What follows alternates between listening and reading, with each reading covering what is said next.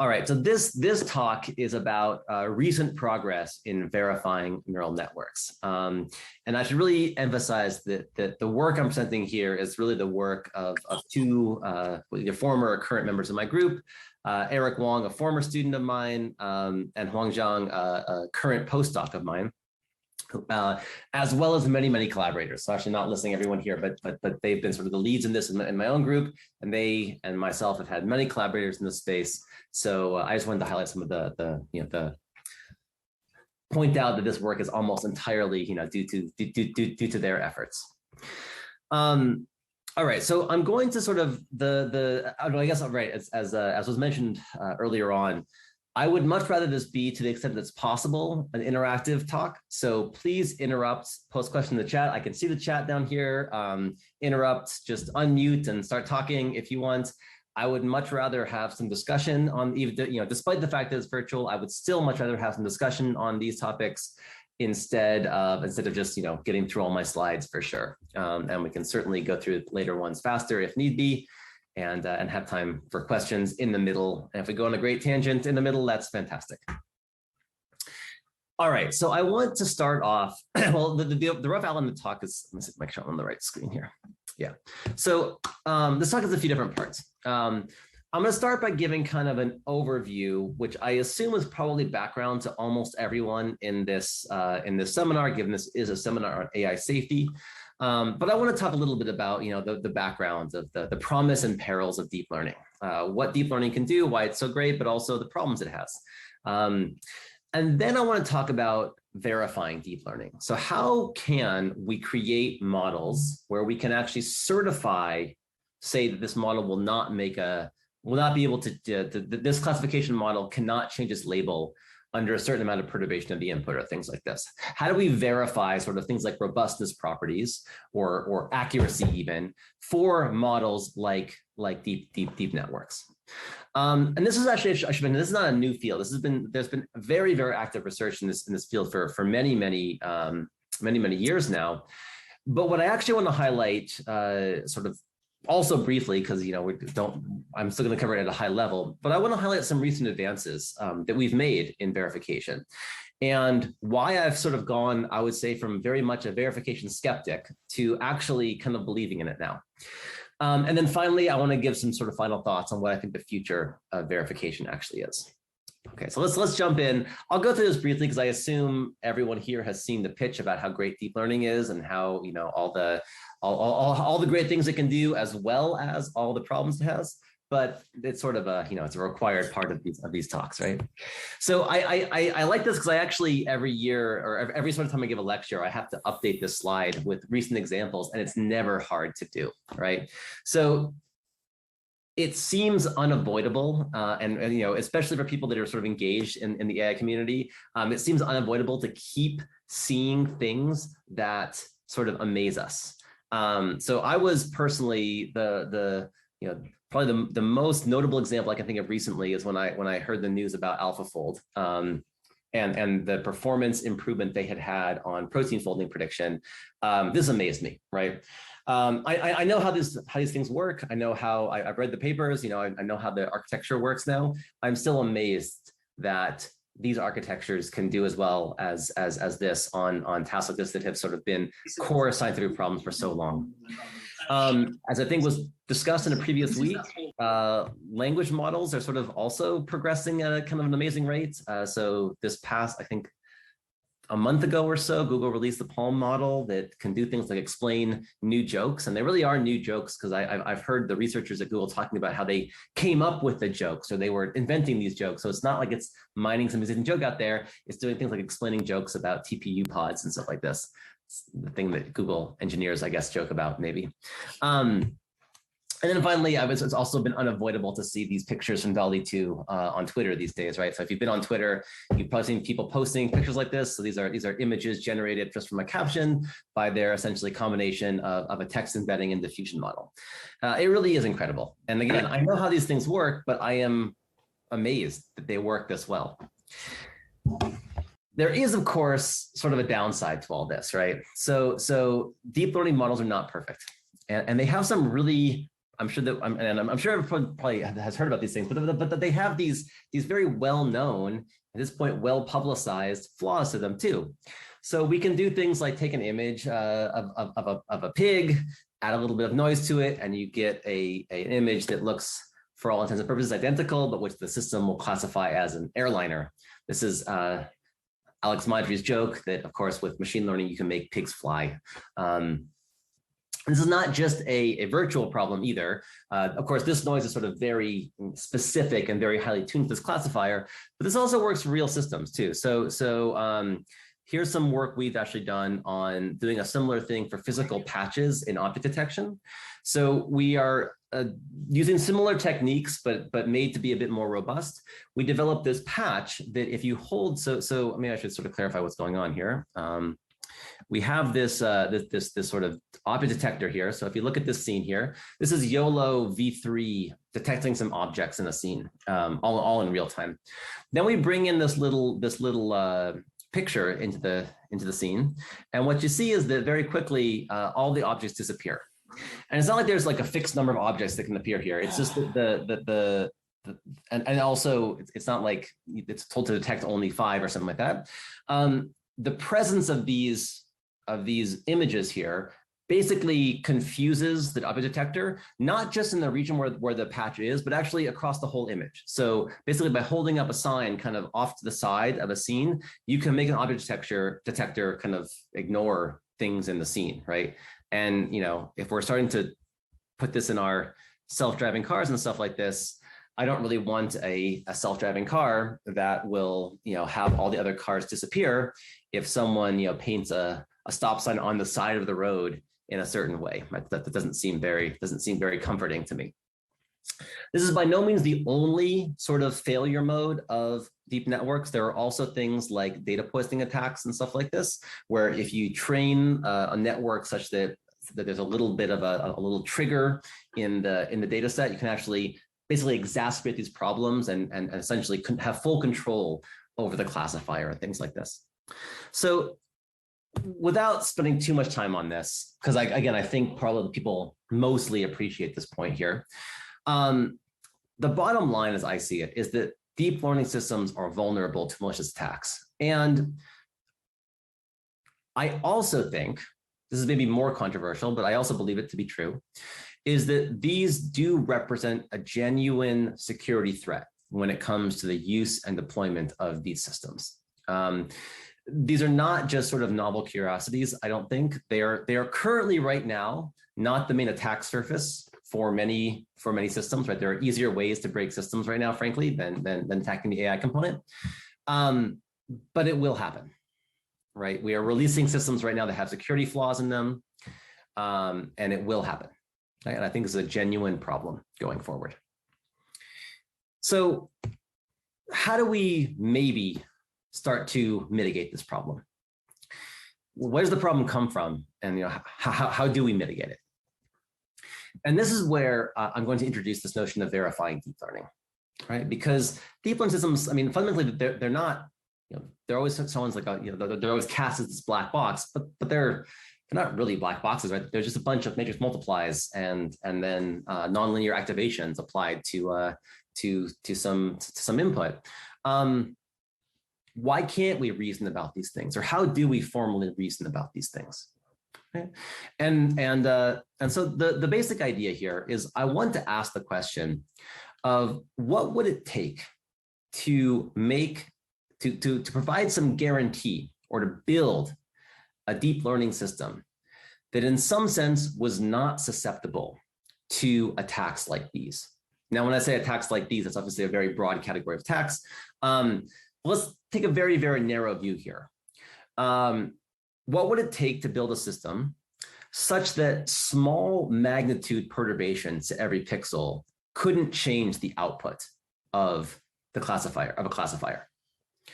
And how then would we actually guarantee that this was the case? And these types of questions can be formulated as ones of verifying input-output properties of deep neural networks, right? And again, to be clear here, this is not a new idea. This has been, we've been working this for a while, but it goes well before our work, it's been well established for some time now how you can at least formulate these sorts of questions in a formal manner. How you sort of formalize the question of robustness, say, of deep networks, and how you might go about verifying it. So let me just give a quick overview of what this process is and kind of how it works. So the problem here, the problem of deep networks, right, is that when you take an input to a deep network, everyone can see my mouse, right? I'm doing a little pointing on the slides. I won't do too much of it, but hopefully you can see my mouse there. If I were to ask the question, how can I guarantee that at a certain point, and sort of not just that point, but sort of places around that point are all classified well, what is that sort of asking formally of a deep network? Well, what it's asking is that if we consider our point, this X location here, and we consider kind of a box, some sort of box around this would be an L infinity ball for the case of sort of small perturbations of images, say. If we take that whole box and we feed it through a deep network, right? The image of this box in, say, the last layer space is some very complex region, right? Because these are nonlinear networks. They transform things in weird ways. And so what you get at the end of this whole sort of pipeline of a deep network is you get some very sort of complex region, non-convex, hard to reason about formally, but it's some actually typically connected region even. And then the way classifiers work is the classifier will say that, all points on this side of a certain line, again, after the processing, all points on this side of a line are one class and all points on the other side are a different class. And the problem of verification is to say, I want to verify that the entire image of this ball all lies on one side of this line, right? That's the formal question we're being asked to prove here. So in other words, the verification problem can be formulated as sort of certifying the fact that, say, the probability of the true class, which again is sort of, this sort of region here could map the probability of the classes, is greater than the region, than the probability of all the other classes for all other classes, and then for all kind of perturbations that occur within some region, right? So where this thing here, basically, this delta here, there we go. This delta here is sort of the allowable perturbation. And we want to ask the question, can that perturbation change the class output? And this is made challenging, of course, I mentioned this before, but this is made challenging, of course, by the fact that this reachable set is a complex, non-convex set and very difficult to reason about efficiently. And we can kind of, but if our goal is to reason about it, if we're going to state our goal to reason about this thing, then there are kind of two ways we can go about doing this, which sort of classify the two different approaches for verification that are common in the field of deep learning. The first thing we can do is we can use combinatorial optimization to exactly optimize over this reachable set, right? So we can actually, and this is in fact the one I'm going to focus on. So I'll talk about even the formal statement this in a second. But it's also important to note that actually prior to about a year or so ago, I primarily focused on the second one, which was incomplete verification, which was just sort of verifying a simplified over-relaxation of that image set, which can actually still give you guarantees, but which is not sort of which is not solving the complete verification problem, right? And it can sort of tell you maybe there is an adversarial attack when there isn't. So someone asked in the chat, how should we think meaningfully about picking the maximum allowable perturbation? This is a great question, right? Because I've sort of I've kind of pulled a little bit of a bait and switch here, and I'll get back to this at the end of the lecture actually, because I think this is actually a really important point. I started talking about kind of attacks in the general sense, all the things you could do to mess with deep networks. And then I said, okay, now our goal is to verify that for a perturbation less than epsilon, where I tell you what epsilon is, can you validate this property? And that's not being very, that's a bit disingenuous, to be honest. and the short answer is there's no good way to pick this, right? You do have to commit to something if you want to establish kind of what you mean formally by verification. But the reality is what you mean by that is going to be dependent on your problem. You know, what is a reasonable level of perturbation? Does that even make, does an LP ball as a perturbation even make sense to talk about? I mean, probably not from a true, if we're being honest. I mean, that sign I held up, right? That was actually a different class of attack. That was a huge perturbation of some pixels away from the pixels you care about, but that's not capturable sort of a convex set. And we do have some work in that setting that sort of extends some of these approaches. But for now, let me reason about kind of well-defined sets and talk about how we even verify that. And I'll then come back later to talking about whether this is even a good idea. And I'm probably kind of giving away my answer a little bit to a certain extent here. But I think actually there's a lot of value of these approaches, even if we're in a very limited setting to start with. So I'll come back to that point later. Okay, so let me give a little bit of mathematical detail now about exactly how we set up this verification problem for certain classes of networks. And again, the details, I'll have a few slides where the exact math doesn't really matter for the rest of the talk, but given that this is sort of, you know, a seminar on AI safety, I figured I wanted to have a little bit of formality here and define the kind of things that we sort of operate on and reason about when we talk about things like verification. So we can write, and again, this is not sort of new to us. This was done well before we started working on this space, but we can actually write the task of verifying robustness like this of a deep network, certain classes at least. And for now, let's assume that we're using networks that consist basically of linear functions. So, you know, Z here in the network structure. Boy, I keep losing my, let me see if I can have my laser pointer or something. So Z here are the activations of the network. And this network structure has a linear portion where the next layer's activations are a linear function of the previous layer, plus a nonlinear activation, which I'm going to assume here is the ReLU. And I actually will assume, and then the ReLU is just the max of 0 and a linear function. And I'm going to assume actually we're going to focus on this class of network for now. Though the techniques that we develop here actually are applicable beyond just ReLUs, but they take a bit more work there. So for simplicity, I am going to focus on this ReLU case for now. This problem here is exactly how you formalize the adversarial attack problem. Right? The idea is I want to maximize basically the difference between my actually, I think I should have been a minimize there. I want to make the probability of the true label as low as possible and the probability of an alternative label as high as possible. So actually, or either it should be reversed the direction of it, or I should have minimized it. Sorry about that. But the constraints of this network are actually quite simple. The constraints of the network are just the network structure itself. Or sorry, this problem are just the same as the network structure itself. So we're saying that, you know, the previous the activations at the next layer, or the activations actually before the nonlinearity, are a linear function of the previous layer activations. The final activation is the ReLU of this sort of of this linear function here. And then our first layer has to be within some epsilon, or sorry, this should be a delta, or this should be an epsilon there. Our first layer should be within some function of the actual input to our network, right? And this just characterizes basically this whole region on the outside, and we're asking this whole region does not cross the line.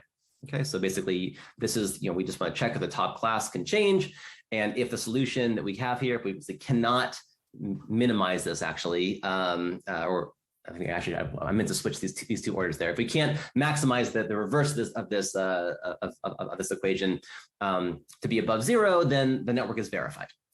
This portion here is sort of the linear portion of the layers. This is the nonlinear activation, and this is our perturbation. Okay, so that's sort of the components we have of the problem. Now, this would be actually a really easy problem to solve, a linear program, were it not for this constraint here. So every other constraint here is linear. It will, and the objective too. And so it would be a linear program if that's all we had. But unfortunately, and this is of course, the whole point of deep networks in some way, is they have a nonlinear component to them, right? And so we have this nonlinear equality constraint here that is hard to reason about. However, using, again, very standard techniques, which are not too important to grasp the details of, but using very standard techniques, we can basically represent these sorts of equality constraints as a set of mixed integer constraints. So essentially what's happening here is that if we have some upper and lower bounds, then they can actually be any upper and lower bound. They could even be very, very large upper and lower bounds on the activations. And we have these integer variables, which are sort of indicators of whether or not we're on the positive or negative side of the ReLU operator. We can embed this nonlinear constraint as an integer program. I mean, it's still nonlinear, of course, right? It's now a set of integer constraints, and we can embed this whole verification problem as a mixed integer linear program.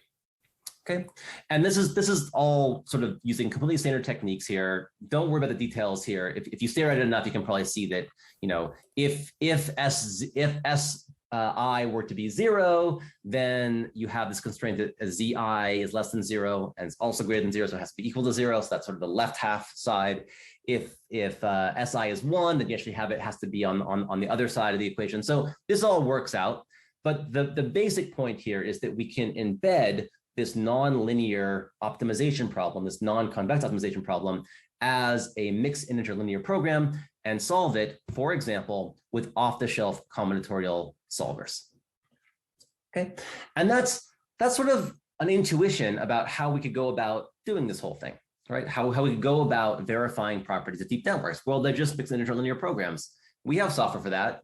It's all exponential time, but Gurobi and things like Cplex, they've been really, really well optimized for a very, very long time. Maybe they will just work. And the unfortunate part, of course, is that they don't work. Unfortunately, if we actually try to, oops, I can't get rid of my, there we go. If we try to just sort of solve one of these mixed integer linear programs that comes out of a deep neural network verification problem, we basically can't scale this to anything but the very smallest size of network. Okay, and so that's sort of the problem here. All right, so that's sort of where we start. And the real message I want to sort of try to convey in this talk is that I thought up to last year, I would say, that we're basically stuck here. I didn't ever, and to a certain, to a certain extent, we are stuck here, right? Because you can never scale actual mixed integer solvers to the size of truly large networks. And I think we probably, barring some major breakthrough, we probably will not be able to do that. But I thought we were basically stuck forever for really, really small networks, kind of toy problems entirely. And the point I actually want to convey more than anything today in this talk is that we've actually made a lot of progress here. And in recent years, we've been able to develop solvers and methods that are 2 to 3 orders of magnitude faster at verifying these sorts of problems than off-the-shelf mixed integer linear programming solvers. And to be clear, this is not, when I say we, I mean the community as a whole. Many people here have worked on those things as well. So I mean us as a community. I'm of course going to focus on some of the work that we've been doing, but this is by no means a solo effort. So the ReLUplex solver was one of the first instances of these that started to improve so significantly upon off-the-shelf solvers. And I think that this trajectory, I think has actually been very encouraging. And I think we're actually making extremely good progress here to the point where these things, I believe, can start to be quite useful. So fundamentally, why is this possible, right? Why can we verify networks like this 2 to 3 orders of magnitude faster than Gurobi? Gurobi has been optimized for 20 years, probably longer than that. I actually don't know when the first version of Gurobi was released. Maybe someone in the chat knows. Why can we do so much better than these really, really well optimized solvers? And the answer, as always, is that these are not generic mixed integer linear programs. They are highly structured, And they're actually structured in a way that's very different from the typical structure that solvers exploit. So solvers like Gurobi, they exploit things like sparsity and stuff like this very, very well. They really exploit this kind of stuff exceedingly well. But what they're actually quite bad at is exploiting the structure that we have in most networks. So most networks are not, I mean, yes, they're sparse, but that's not the chief the chief property of them.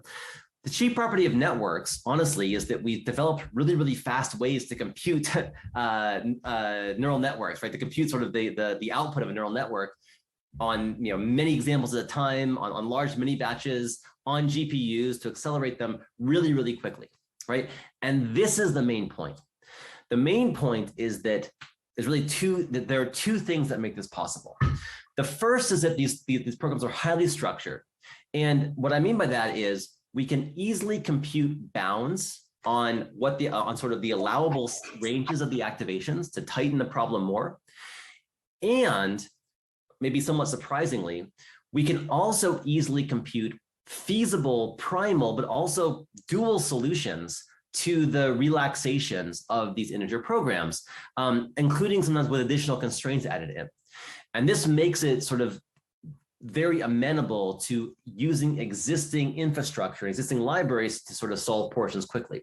In particular, all the sort of the things above, so the fast primal dual solutions, the upper and lower bounds, et cetera, these can all be computed really quickly using standard forward and backward passes on these neural networks, which enables us to leverage the vast amount of work we've already done in speeding up execution of neural networks, i.e. on GPUs over multiple examples at the same time in parallel, et cetera, and using standard libraries like PyTorch. So this is why this problem is really different from sort of the generic mixed integer linear program. And it's why we're able to do so much better than these sort of generic off-the-shelf solvers. Okay, so before I go into sort of what our advances are there any questions? I only have one question so far in the chat. I'll pause here for a second and see if there are any questions in general.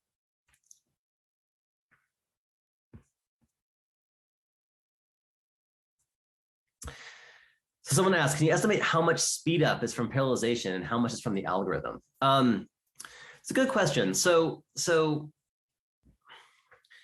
I can go into detail after I describe maybe some of the advances here. The reality is when it's not as simple as just parallelizing like a mixed integer linear programming solver. Like the way most MIP solvers are set up is in a way that's actually very unamenable to GPU computation, things like this.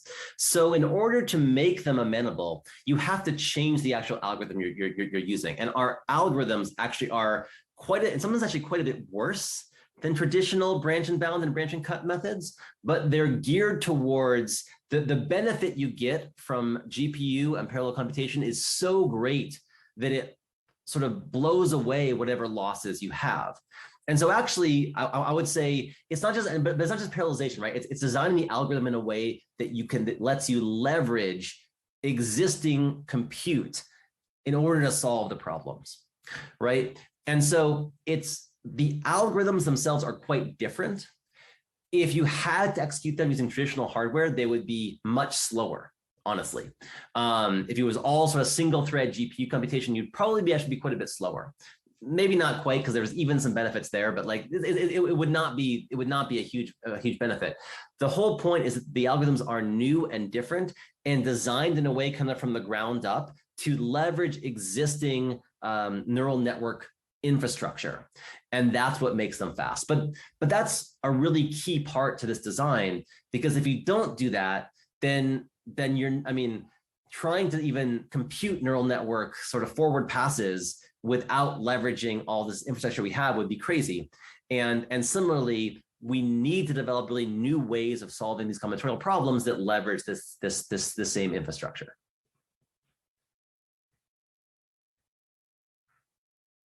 Okay, so let me talk about and again, this is going to be fairly high level. I am happy to sort of maybe, if people are curious afterwards, I can delve into a bit more details, but I want to talk about what these advances are. At a high level, how does this work? How do we actually solve these problems efficiently? And again, this is going to be very high level here, but what I actually want to point out is that I'm not just completely sort of hand wavy here. We've actually validated these things work quite well. So last year, and I fortunately can have this slide. One more year I can, or at least a couple more months I can do it, because the third competition is going to be run now in June. So I had to give this talk in May, otherwise, who knows? There's always a risk of losing our pole position here if I get this talk a month later or so. But as of right now, we are sort of the champion team when it comes to verifying neural networks. So this competition was held last year. It's called VNNCOMP 2021. It was a competition organized by people at many different universities. I think people here were not directly involved this year, but we're sort of involved in setting up these things in the past. And our solver, which was called Alpha Beta Crown, was able, the scoring is a bit complex, but what I will say is it was able to verify by far the most networks and examples of networks in by far the least amount of time. And so it was sort of very convincingly the best solver in this competition here. And so the way this worked is that each team actually submitted different benchmarks. There were about 10 benchmarks in the end, and then you were graded on sort of how you did on all these benchmarks. And on almost all the benchmarks, we were either the top or among the top solvers for this benchmark, and then overall we had the best score kind of as a whole. I think the total score was actually the 800 was the best you could do out of this whole competition. So we were very close to sort of the best possible kind of performance. The best possible relative performance you could have. So how did we do this? What were the key sort of components of this solver that made it work? And I'm going to give a very sort of high level description of that. I almost feel bad already for abbreviating all the work that Juan did on this solver, which is a massive amount of work, in 2 very simple slides. But here's the basic idea in 2 high level slides. So the first thing we do is we use fast approximations, really fast relaxations of this combinatorial optimization problem in a manner that is amenable to existing libraries and existing GPU computation. Okay, and here's a basic idea. So we start with our original mixed integer linear program. I probably should have drawn this. This is the ReLU. This is the nonlinear sort of portion of our networks here. And when you have a mixed integer linear program, these sort of this ReLU constraint is captured exactly. So it's sort of the program exactly captures the fact that the output is the ReLU of the input. But of course, this is nonlinear. You can't solve it exactly, and so this is the problem. But what, of course, you can do is you can form the linear programming relaxation of this integer program by just relaxing the integer variables to, instead of being either 0 or 1, to being between 0 or 1. And what this does is it actually takes this ReLU, these 2 lines you have to lie on, and replaces it with its convex hull over the lower and upper bounds. Right, so that's sort of geometrically what this relaxation is doing. Okay, and if you could solve this now, you would actually be solving a relaxed version of the problem that would not be exact sounds or complete verification anymore, but it would give you a bound, right? It would give you a bound, and in fact, if your over relaxation couldn't find a counter example, sort of an adversarial example, then you would actually know that you were in fact safe still. So this is sort of the first step. And this actually is what every solver, Gurobi and others, will do. So the first thing Gurobi does is, actually not quite the first thing. The first thing it does is it tries to eliminate constraints and stuff like that. But the next thing it does is it solves the linear programming relaxation of the integer problem. Okay. That's the first thing it does.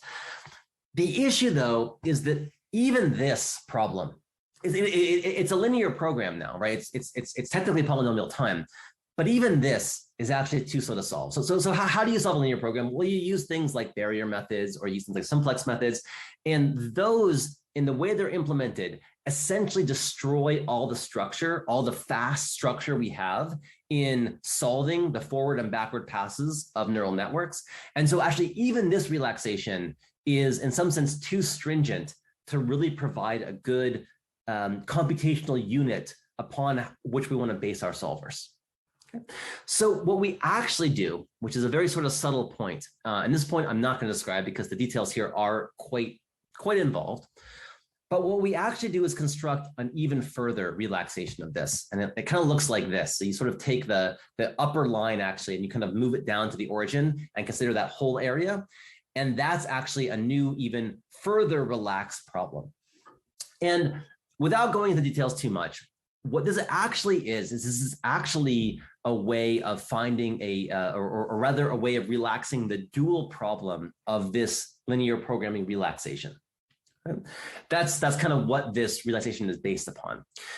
But the key point that's sort of really important here is that this relaxation, this one on the right here, for reasons that are in fact complicated, this relaxation can be computed, solving the problem with this relaxation can be computed extremely quickly. And in particular, we can approximate, we can solve actually, but approximate the LP relaxation, but really solve this dual LP, or solve the relaxed dual, or really get a feasible point for the dual problem. If people understand what, if those words are tracking, that's great. If not, it's not a big deal. We can find actually a dual feasible solution, which is sort of one of this twice relaxed solution. And we can do that at the cost of a single backward pass in the network. And that is really the key innovation here. I mean, again, this is actually from several papers several years ago. This actually was one of Eric's paper, and several other people derived similar results in similar ways here. But the point is, we can solve a relaxed version of the problem extremely quickly while leveraging GPU computation. So that's idea number one. Idea number two then is branch and bound. Again, not a revolution here, but why is this such a good idea here? The reason why branch and bound is so well suited to this task, and in particular branch and bound, it's like not things like branch and cut, which I know are sort of the state of the art for most IP solving, but really kind of pure branch and bound here is a really, really good idea. And the reason why is that if we look at this relaxation, see, so where it sort of comes from, right? It sort of comes from the fact that your ReLU activation here, your activation before the ReLU spans both the positive and negative region. You can imagine this same argument, like the same figures I'm drawing here. Imagine if I drew those exact same figures where either we were entirely always on the left-hand side or always on the right-hand side. So imagine like our upper bound of an activation was always negative. In that case, this relaxation, both portions actually, both the LP relaxation and the dual relaxation are both tight. In other words, this figure here, if your bounds are both on one side or the other side, is actually just the line or the zero, the zero line or the identity. So in other words, if we're able to have activations that are always negative or always positive, these approximations are tight for that particular sort of nonlinearity in the network. But this sort of, suggests a natural procedure, which is that if you solve this, the network and find activations that can span negative and positive entries, you just split them. You handle one case where it's less than zero and one case where it's greater than zero. And in both cases, these two portions of the network are both, the approximation is both tight. And it turns out you can also furthermore integrate these constraints that is in fact less than zero. You can add these constraints to the network and therefore sort of solve both branches and kind of apply normal branch and bound to this process. Now, why is this such a good idea here?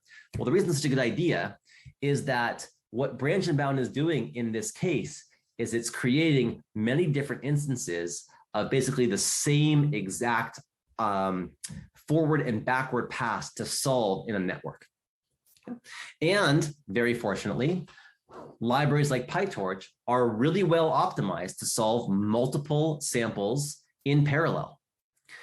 They all work on mini batches, right? This is how they actually get their efficiency is by using mini batches.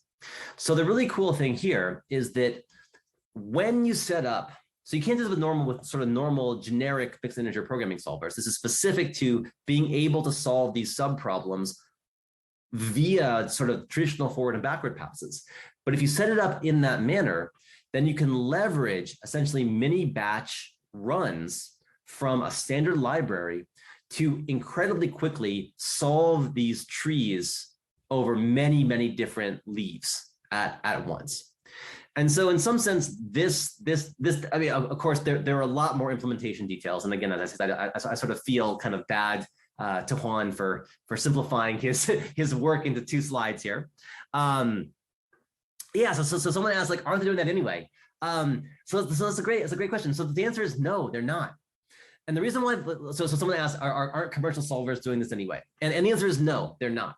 And what they're not doing is the way commercial solvers work is that there's sort of 2 things. I mean, first of all, they also use cutting planes a whole lot. It's sort of really what they're built. But the interior LPs that they're solving, they use things like, they find the exact LP solutions using methods like simplex and stuff like that. But when you do that, you destroy the structure that lets you solve these things quickly in a forward and backward pass in the network. So they do branch and bound, to be clear. They split these constraints. Absolutely, they do that. But they don't split them in a way that each subproblem has the same structure and can be solved with a forward and backward pass in the network. That's what they don't do. And so that means that they have to use very different techniques to actually go ahead and solve them. And so it's quite, I mean, conceptually, yes, they're doing branch and bound, of course, but the innovation, which is a simple idea to be clear, but it's incredibly effective in practice, is that you need to set up branch and bound in a way such that both subproblems, and of course, all subproblems you create in their whole tree, are all solvable in a single batch call to basically a forward and backward pass in PyTorch. And that is definitely not done by commercial solvers, and it makes a huge, huge difference. And it's a very different algorithm too, because we're not solving even each subproblem linear program to optimality. We're solving some relaxed version of it, which is an over, a twice over relaxation. And that's actually very, very different from how commercial LP solver or commercial IP solvers are working here. Okay, so if any follow-ups on that, hopefully that was clear to the chat, but yeah. All right, so what does this look like in practice? Well, in practice, here's an example. I mean, I'm not gonna have too many examples, but I wanna show sort of one instance of this. This is a CFAR10 network with about 500,000 parameters. And what I'm showing here is the percentage of examples we have successfully verified, and by verify, either mean we find a counterexample, so it's an adversarial example, or we prove that there exists no adversarial example, as a function of running time. Right, so our approach is here, which is the line in green. And so compared to other solvers, and this is part of the competition, this was the competition solvers exactly. So in this competition, we were able to much more quickly solve many more samples basically than all the other solvers until we hit the timeout point. And just for comparison, because it was asked before, if you take the base relaxation and just basically run an integer programming solver, even with some optimization, you basically get this line here. And by some comparison, if you sort of look at equivalent points, it's about 1,000 times slower to do it this way. Now, there's this issue which I should be very upfront about, which is that for combinatorial problems, 1,000x speedup is great, but a lot of problems could still take the lifetime of the universe to solve that way, right? So 1,000-fold speed up is fantastic. It's something to celebrate, but it's not as if we can solve all problems now. It's still sort of a 3 order of magnitude improvement on problems that sometimes could just on exponential time problems. So it's great. It's very useful, I think, but we are still very far away from being able to verify things like those networks you saw at the beginning, like AlphaFold or like DALI 2 and things like this. I mean, for those that would be actually unclear what it even would mean to verify them to a certain extent, but I think I have to be honest that we're still talking about networks with 500K parameters, maybe up to 1 million sometimes, and modern networks have many billions of parameters. So there is still a big gap here.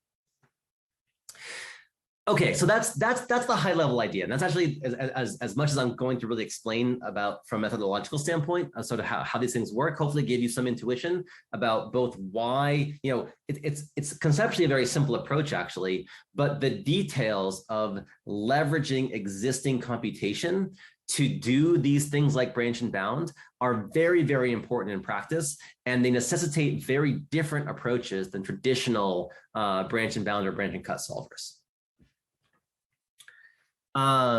So someone asked one general question about the type of neural network verification. We only verify a small box around some data points.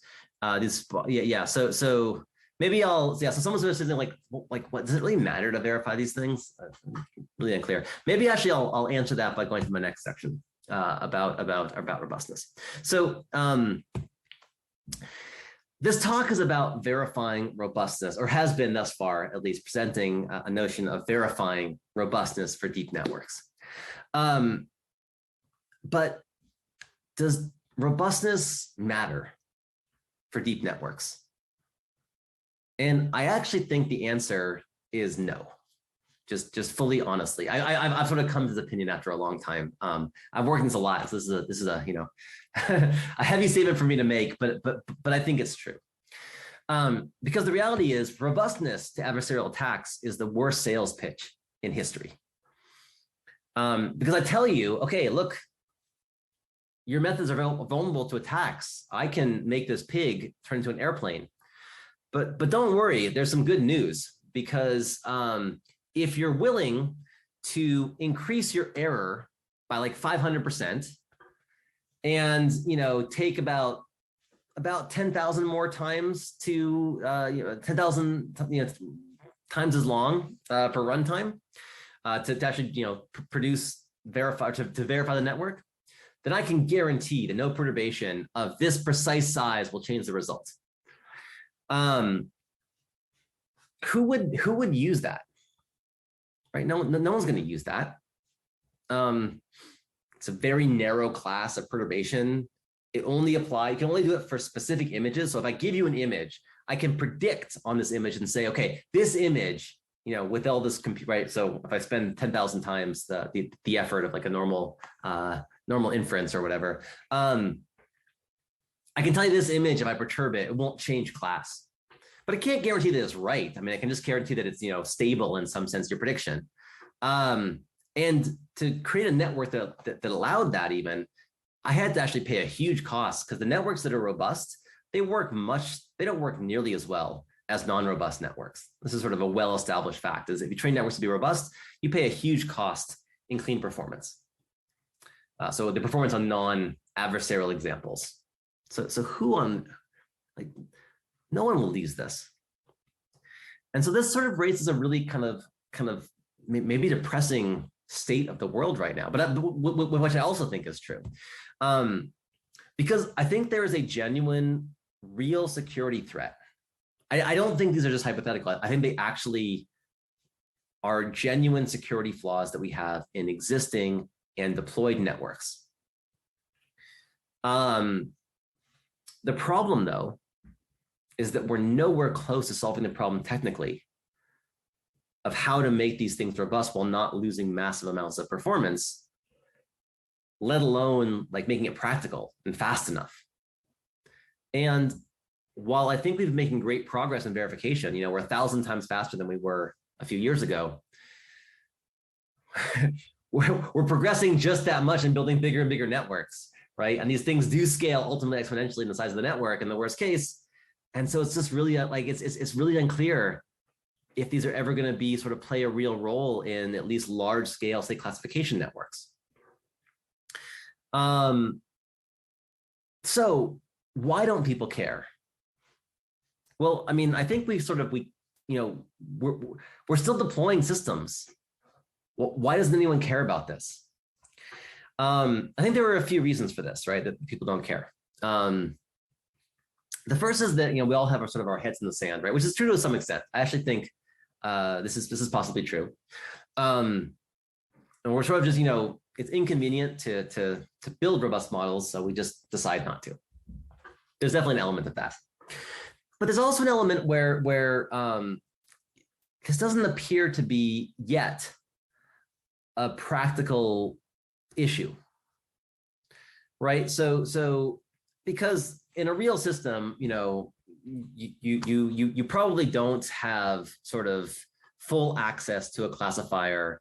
You probably can only query it a few times. Like, and people are going ahead and deploying classifiers in security, in security critical settings like Face ID on the iPhone. And you know, I'm fairly certain that if someone gave me the machine learning model behind Face ID, I probably actually could break it. But I can't break it because, you know, I can only query it a few times. I only get binary feedback. If you could do it too much, it kind of adapts anyway. So it's really unclear what you're even breaking. You can't, you know, as my kids have done many times, if you do it too many times, hold it in front of your face, you get locked out for 5 minutes, right? So we don't have, so all these things together make it kind of not impossible, but a lot harder to do. Maybe, you know, maybe someone has figured this out in some sort of, but it's sort of the thing that governments do, right? Not just, you know, not single people. And the reality is, I think we're just not willing to sacrifice performance for the sake of security against some unknown, unclear threat model, right? Okay, so someone asked, is there some theoretical work that says the drop in performance in service of robustness is not necessary? So I'm not sure I parse like the positives and negatives of your question, right? But what I will say is there is work that shows that robustness, and there's two bits of work. There's work that shows that robustness is at odds with accuracy. So that if you take, you know, under certain circumstances, a robust model, and I mean, very artificial settings, but still under some artificial settings, a robust model with the same parameter size will have worse performance than a non-robust model. There's work that says that. There's also work that says, though, that you can still overfit the data with a robust model. So robust models also have kind of universal function approximation guarantees. In other words, we can build robust models that might be able to fit the data. We just don't when we're able to. And by the way, this is actually, I mean, forget sort of practical uses for a second. This is still one of those things about adversarial examples that kind of breaks my brain a bit, because adversarial robustness you can think as like a regularizer that encourages smoothness of your classifier. So if you're robust to these perturbations, you have to have a smoother classifier.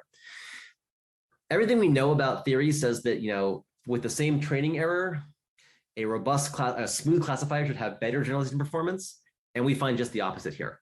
So if we fit the data exactly with a robust classifier, it does not generalize as well than if we fit the data exactly with a normal classifier. So in other words, complexity, like the natural complexity of SGD is in some sense different from the complexity you get of robust models. It's not about Lipschitz constant smoothness. There's something else going on, which is really cool, by the way, to think about more. It's one of the most, actually, sort of forgetting about the security side, it's one of the more interesting aspects of adversarial examples.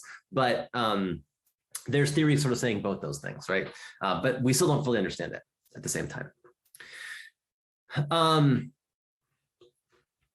So I sort of like draw a parallel here to software development, where in theory we know how to build like secure software, but in practice we sure are really bad at this.